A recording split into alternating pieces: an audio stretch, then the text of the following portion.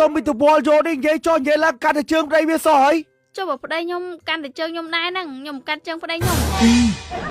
អញហើយដឹងនិយាយមិនទេអត់ទៅផ្ទះដាំបាបដែរឯស៊ីទៅខ្ញុំដាំហើយហីពងហៅប្តីខ្ញុំហូបបាយហ្នឹងណាទៅហើយប្រាប់ប្តីឲ្យយកម៉ាស៊ីនគូយន្តអូវិញចាអូក្មេងដេកលក់បាត់ហើយមិនមកលក់អាធុងខៀវទៅលក់ទៀតមកអញស្អប់កែប្រែដឹកទឹកពីតោះ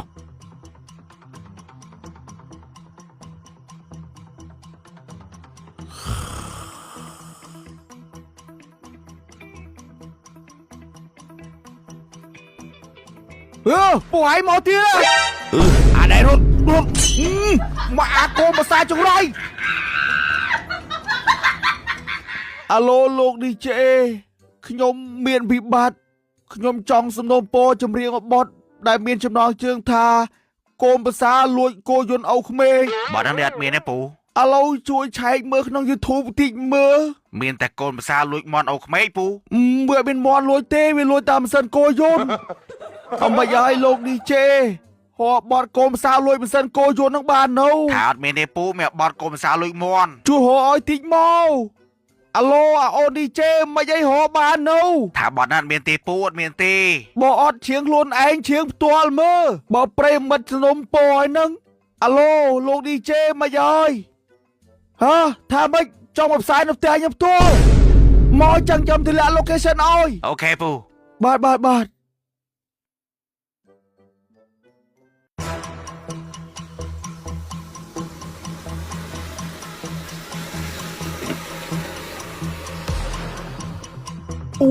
ឌីជេមកមែន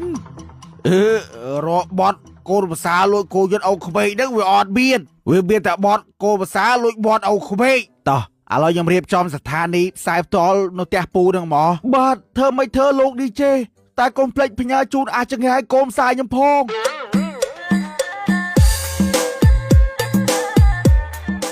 បាទសូមជម្រាបសួរប្រិយមិត្តទាំងអស់ដែលកំពុងតាមដានស្ដាប់ការផ្សាយផ្ទាល់ពីវិទ្យុអង្គុយហឺតយើងខ្ញុំបាទគណៈពីនេះដែរពួកយើងកំពុងផ្សាយផ្ទាល់ចេញពីភូមិផ្លោកមាសជាចំណែនរីមិចបាទហើយកម្មវិធីយើងមានទទួលដោះស្រាយវិបត្តិគ្រប់ប្រភេទបាទ